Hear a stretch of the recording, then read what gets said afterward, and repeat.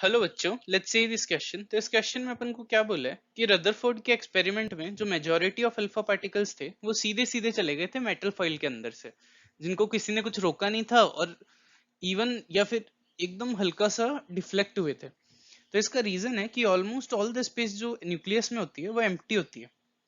तो ये क्वेश्चन करने में जो की कॉन्सेप्ट यूज होगा वो हो जाएगा रदरफोर्ड्स एक्सपेरिमेंट।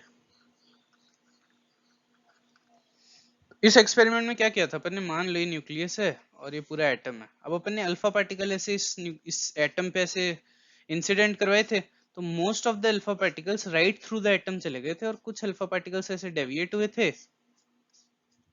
और एक अल्फा पार्टिकल ऐसे कोलाइड करके फिर से आ गया था।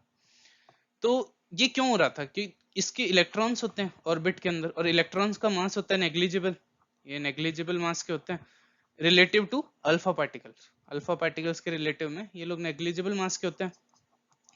तो ये जो स्टेटमेंट बोला है कि most of the alpha particles थे वो स्ट्रेट थ्रू चले गए थे, कुछ एकदम हल्का सा डिफ्लेक्ट हुए थे, ये करेक्ट है। रीजन दिया है कि almost all the space occupied by an atom is empty, ये भी करेक्ट है, क्योंकि एटम में ऑर्बिट्स होते हैं और उनमें इलेक्ट्रॉन्स होते हैं और बचा हुआ सारा स्पेस एम्प्टी होता है मोस्टली। तो ये भी करेक्ट है और ये इसको जस्टिफाई भी कर रहा है कि मोस्टली स्पेस एम्प्टी है इसलिए सारे अल्फा पार्टिकल क्रॉस करके चले गए। तो ये इसको जस्टिफाई भी कर रहा है। तो इसका आंसर हो जाएगा मतलब 1। So the final answer is 1। Hope you understand it well. Best of luck.